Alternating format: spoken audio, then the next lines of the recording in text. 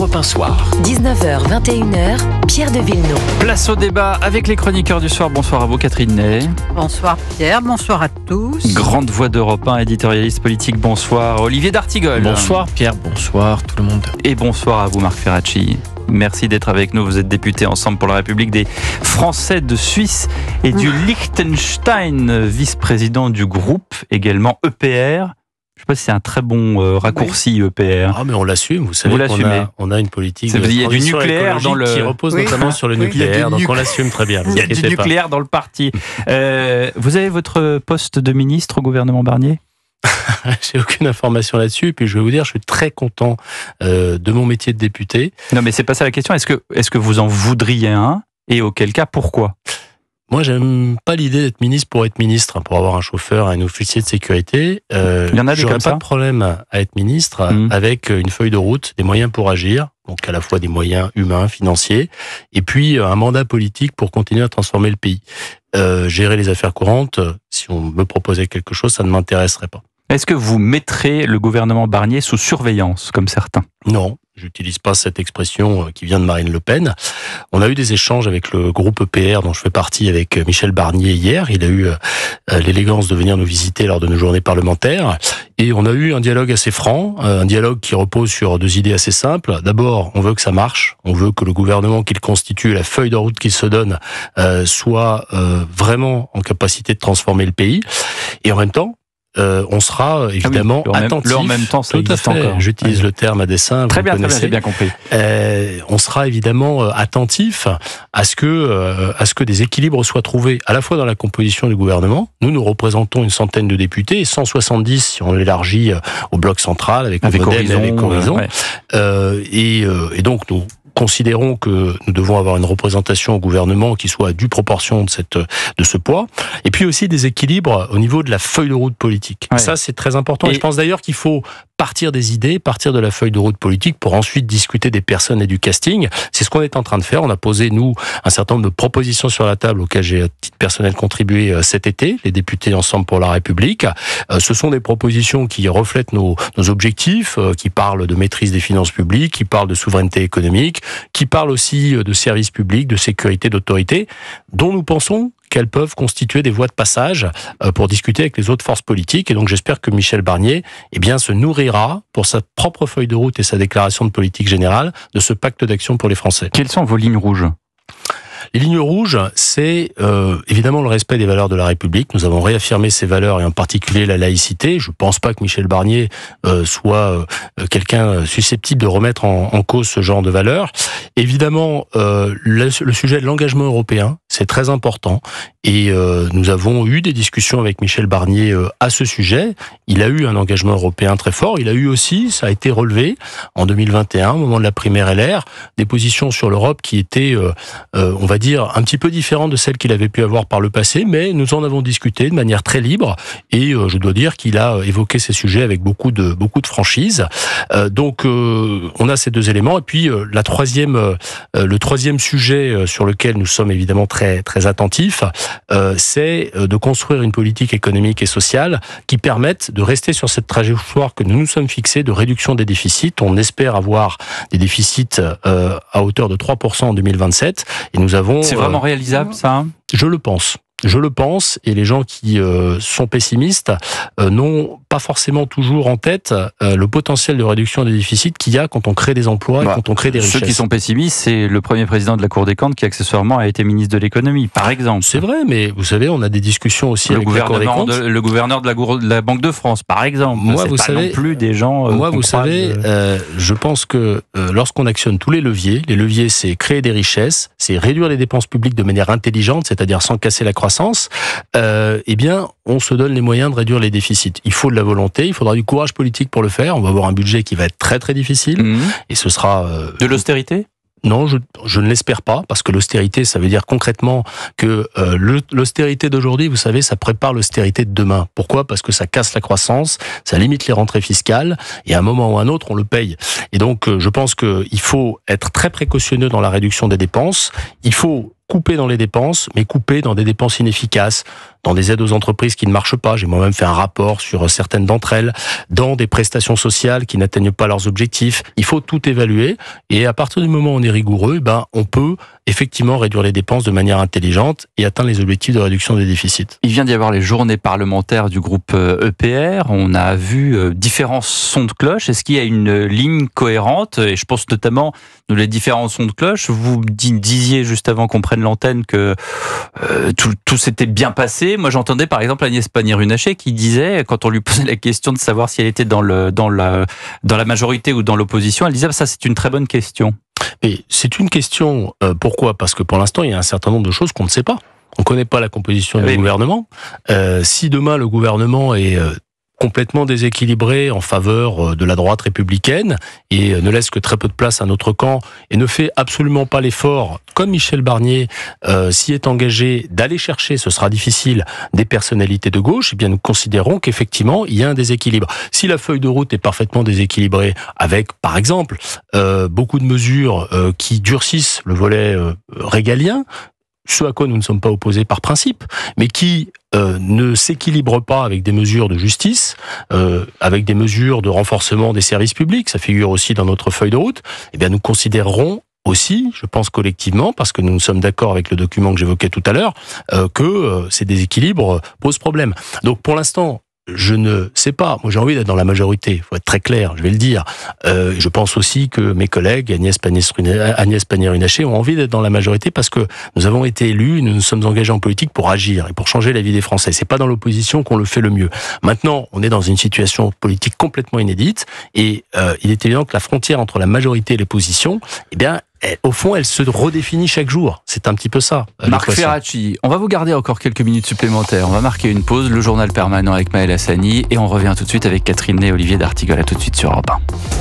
Europe 1 soir, 19h, 21h, Pierre de Villeneuve. Toujours en compagnie du député Ensemble pour la République, Marc Ferracci, et avec Olivier d'Artigol et Catherine Ney qui avait une question pour Marc Ferracci. On en a plein, mais là, vous avez dit, monsieur le député, que vous étiez très content de votre rencontre avec le Premier ministre et que vous aviez quand même l'intention de le soutenir, mais qu'il y avait des lignes rouges. Et vous en avez énuméré plusieurs, c'est-à-dire que, dans le fond, vous êtes à la fois un soutien et s'il y avait une entrave aux lignes rouges, des frondeurs possibles, quoi.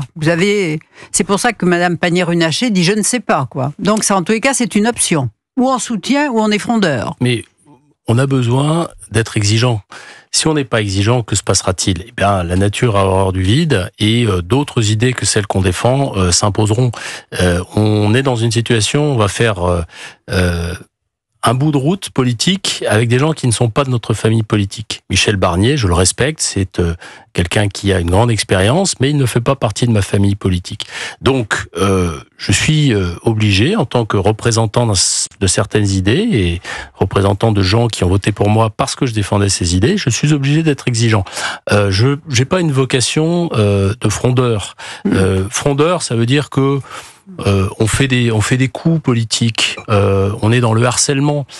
Moi, je pense qu'on gagnera à être extrêmement clair dès le début. Et ça se joue maintenant, dans les prochains jours, dans les prochaines semaines, avant que la déclaration de politique générale ne soit rédigée, ne soit prononcée par Michel Barnier. C'est à ce moment très important que nous avons besoin de peser sur sa ligne politique.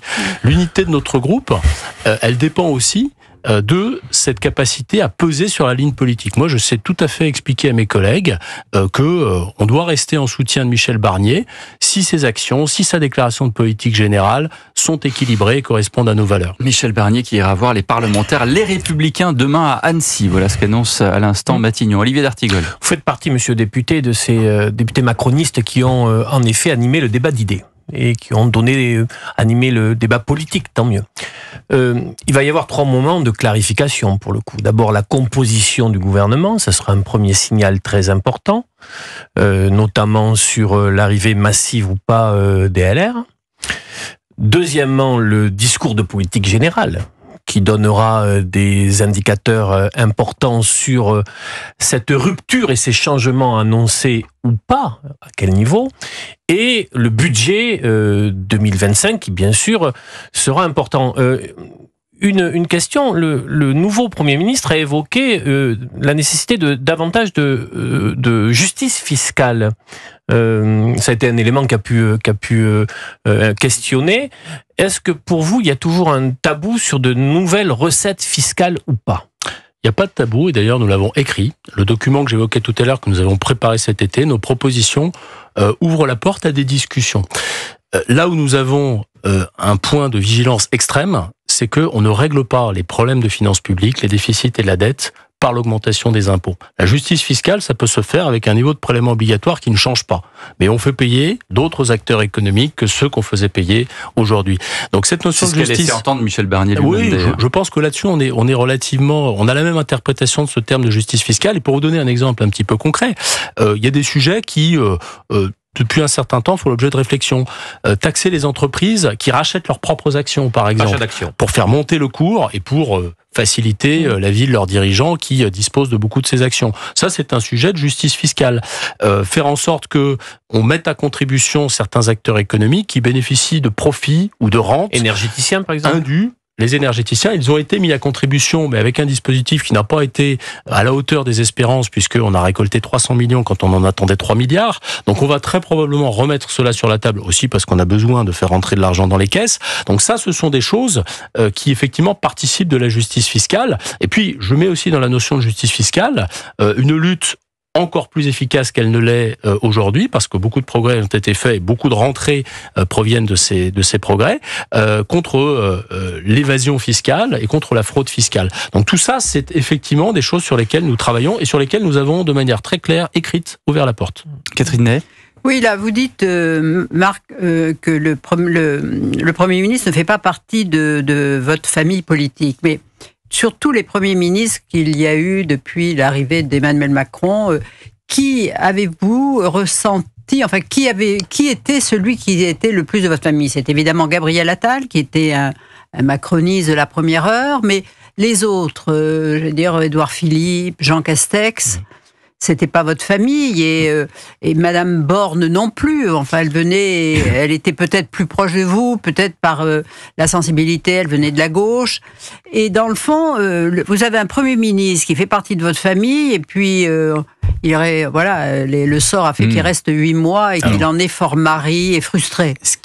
Il est vrai que parmi tous les noms que vous avez cités, Gabriel Attal est celui qui a l'historique avec le président de la République, avec l'idée du macronisme, avec cette idée du dépassement, le plus ancien. Moi, vous savez, j'ai été conseiller de Jean Castex. J'ai été conseiller de Jean Castex à Matignon pendant 2 ans. Évidemment que Jean Castex appliquait une ligne, une feuille de route qui était parfaitement compatible avec nos valeurs. Mais on était... C'est vrai aussi pour Édouard Philippe, dans une situation très différente. Majorité absolue, 350 députés. La ligne politique, c'était celle du président de la République. Aujourd'hui, nous sommes dans une situation, il faut bien le dire, où le président de la République ne va plus déterminer la ligne politique et la ligne des politiques publiques. Parce que nous avons perdu les élections, son camp politique a perdu les élections, il n'a plus le capital politique pour impulser de nouvelles politiques publiques, de nouvelles réformes. Donc, on est dans une équation très différente. Et quand je dis que Michel Barnier ne fait pas partie de ma famille politique, je devrais rajouter que Michel Barnier ne fait pas partie de ma famille politique, ce qui n'empêche absolument pas que je travaille avec lui. Et de surcroît, Michel Barnier est dans une situation où il a plus de marge de manœuvre que n'en avaient ses prédécesseurs à Matignon vis-à-vis du président de la République. C'est ça la réalité de la situation. Va enfin être appliqué, ce qu'il n'est pas depuis d'ailleurs beaucoup de présidences. Peut-être depuis 1962. Vous savez, j'ai eu cette discussion avec un constitutionnaliste. Moi, je crois que c'est le général de Gaulle qui a le plus respecter ses premiers ministres. En tout cas, ce qu'il me semble, c'est que on va avoir un fonctionnement institutionnel dans lequel beaucoup de choses vont se décider au Parlement. C'était assez vrai entre 2022 et 2024. Ça va l'être encore plus parce qu'on va avoir besoin de trouver des compromis et de construire des coalitions. Et le Premier ministre sera évidemment chargé de ça.